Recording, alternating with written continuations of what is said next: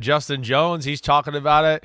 I don't know. I've been up to Green Bay a few times. I did not find their fans to be the most obnoxious or crazy, right? What I always find funny about comments like that, right, where I want to be like, hey, Justin, you're a good player. I get that.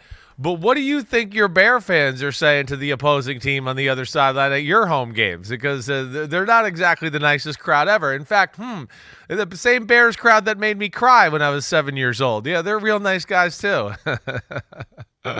I never have thought of Packers fans as among the ones that you need to be the most concerned about. I'm with you. Eagles fans, first and foremost. Right. I mean, and I think they take pride in that. They relish that. They savor they that like status that if you're rooting for the visiting team, you take your life into your own hands. I like that. Not literally, but close to it, right? Yeah, close to it. When they're throwing full beer cans at your head and you're a 49ers fan as you're walking in the stadium, I would say, yeah, that's close to it. I would say they're number one, right? Then the question becomes, what's the most hostile environment after that, right? And I think that's probably debatable, and that's where we could probably get into some good discussions. Yeah. I think the 49ers fans have a history of violence. They do. When it comes to opposing teams' fans, right? And and among each other, I think too, there were incidents in bathrooms where guys get into fights.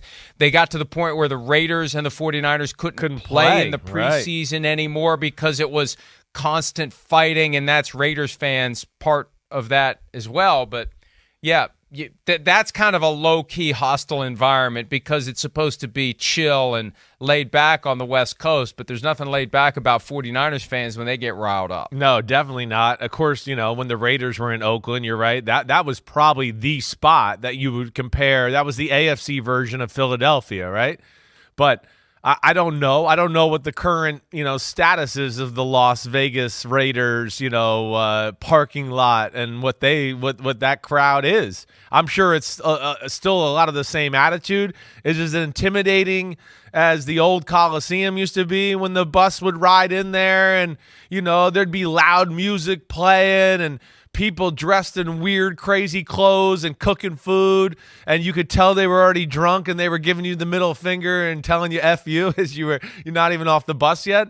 That was awesome. So I don't know. It's a good question, Mike, right now. Who is number two? What is that fan base or parking lot that's brutal?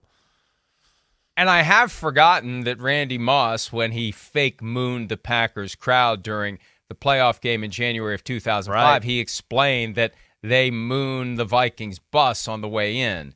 So I think Packers fans, some have a certain amount of animosity toward their traditional rivals. Although Pete Demolitis says he was at the 2007 Giants-Packers NFC Championship game. That was the last Brett Favre game. That was the one where Favre threw the interception in overtime that set up the Giants' win. And Pete says they were the nicest fans he's ever met in his life. They kept thanking us for coming to visit their stadium. Wow. Yeah. That's a little over the top. I'm sure. Are you sure that wasn't like passive aggressive? Like, gee, thanks a lot for coming to visit our stadium. No, that's kind of the what you hear about that fan base, right? I've heard this similar sentiments, right? I knew a lot of people that were up at that same game Pete was talking about, the greatest experience they ever had. And us from New York, Pete from Long Island, and we're not used to that. I mean, what, you go to a Jets or Giants fan, and go to those games, it's not the most cordial crowd either, right? At times, so yeah, that could be a little shocking for a guy from the Northeast to go out there and see that. Pete says they gave him hand warmers. I wonder what they were laced with. I mean, that's the other thing, too. He's still alive 16 years later, so it must not have been all that bad.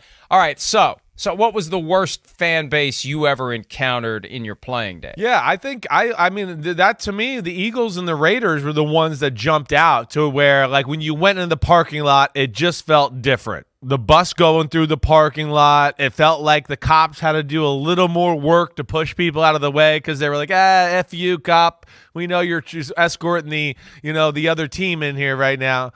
And, yeah, that seemed to be the most animated. Those certainly jump out to the biggest extent. And then after that, that's where it gets debatable. That's where it's Jets fans certainly were ready to go. In my experience, there, the Patriots fans were awesome and brutal.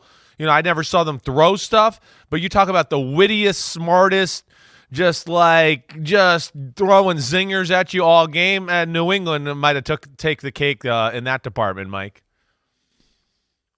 How did it compare to college? Like when you would play at Oklahoma as a member of the Texas Longhorns, was it nastier there, or was it worse in the NFL? I think it was worse. Well, in the NFL, it depends on the stadiums, right? And for most part in college, especially back then, there wasn't a ton of stadiums where the fans were like right on top of you. Nebraska would have been like Green Bay. They were on top of you, but they were nice, right? So the Oklahoma fans, of course, they would give it to me pretty damn hard when we would play in our game in Dallas every year, the Lone Star, showdown or whatever they call it now. But Red River Shootout. Yeah, whatever the hell it is. Yeah, they changed the name. Exactly. That's where I was checking out. I was like, I can't say shootout on TV. That's where we've gotten in the world. I'm like, oh no. Did they really change the name of it? I think so. I don't know. It's just always. I think they did. Sorry. I think they took out the shootout part and call it the showdown now. Or maybe I'm wrong. Maybe I'm getting too sensitive myself. But I think the NFL was a little bit, or maybe you've just sacrificed enough brain cells over the years that you've forgotten. Yeah, see, Pete's telling me Red I'm River right. Showdown. Yeah, see, I'm not that stupid. But I felt like NFL fans were a little more aggressive. Of all states, you would think Texas would be the last one to give a shit about changing Texas the name. and Oklahoma, right? Seriously, let's be real about it. I know. You think Texas would be that sensitive when everyone's walking around with a friggin' AR-15? We better not call it the shootout. I don't get that one either. I don't get it either, Mike. But all right, so wait, seriously though, maybe like what would you put up there with the fan base right now that you'd go, ooh, that one, take the Eagles out of it. Who's that next team or two that you think of that's like crazy intense? I mean, the 49ers were the first ones that come to mind. And I'm trying to think of my own experience of the pushback that we get for the things we say, and it just changes. It depends on what I'm saying by way of being critical. A lot of Cardinals fans are upset because I've dared to point out that, number one, they don't seem to be very good right now. Number two, there are issues that have popped up from time to time as it relates to their coach and tampering and some of the things he's said and some of the stuff that's going on with the team, and are they tanking this year? And that has sparked some passion and some zeal from Cardinals fans, which is kind of good. I wasn't sure it was there. And now, more recently, the Jaguars fans are a little riled up with me because I've dared to point out the obvious, that if they don't cough up $1 billion in taxpayer money to give the Jaguars what they want, the Jaguars have a stadium that's already built that they use once per year in London. God forbid you point out the obvious thing that's going to happen if you don't give the Jaguars what they want. And it reminds me a lot of what was going on a decade ago when I was trying to tell the folks in St. Louis the Rams are going to leave. And, of course, I was the jerk for saying, hey, folks, you better wake up. The Rams are going to leave. And then, of course, when they left, nobody apologized to me for all the being right and saying it and calling your shot. Right. Well, that doesn't happen. We know that. Rams are going to leave. So Jacksonville fans and Jackson DeVille, I guess Jackson DeVille would just go to London too, or maybe they'd find a new Jackson DeVille over there. I don't know, but yeah, you don't give them what they want. And we wrote something about it yesterday. They've started this whole political push in Jacksonville to get that $1 billion. It's a $2 billion project between the renovation and an entertainment district, and the Jags are loosely willing to pay 50-50, and they're doing these community huddles where they're going around from sports bar to sports bar to sell the idea that the local taxpayers should call their politicians and say, give the Jaguars $1 billion.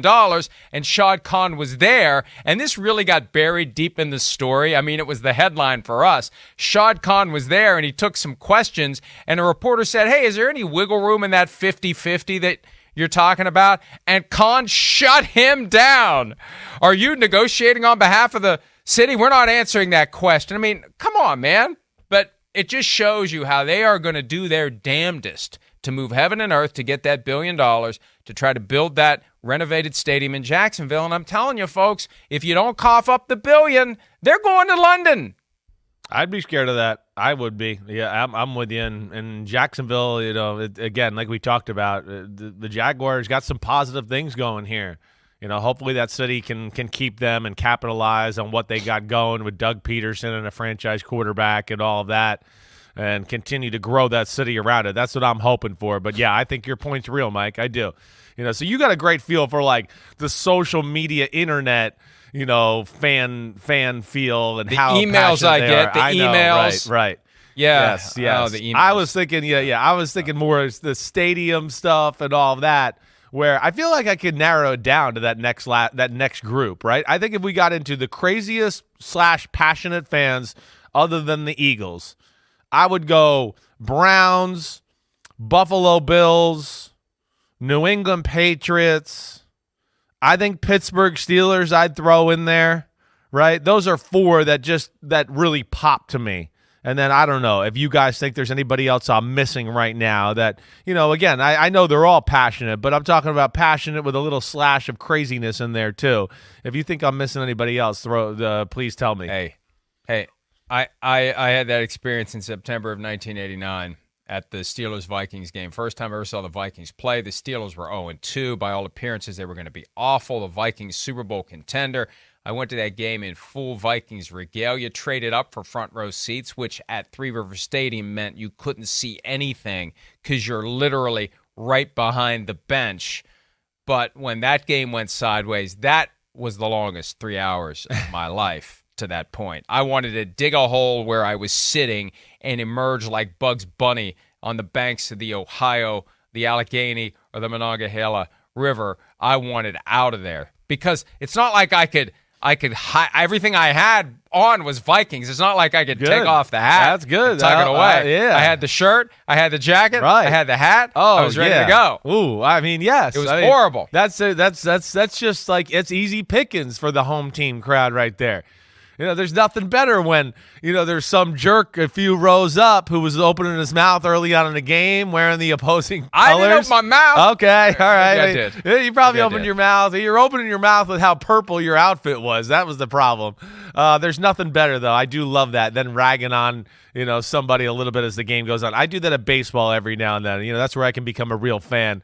And I'm at a Yankees game or whatever. And wait a minute. I could never imagine you being obnoxious, overbearing, and relentless. I could never imagine that. I've never experienced that in a TV studio. Minutes, if not seconds before we're going to be on the air, I would never guess that you would not yell out something that would be derogatory and or aimed at pissing someone off. Right. No, that's not you. Fun derogatory. I don't ever get too serious, but just a little needle here and there so they know, what house they're in.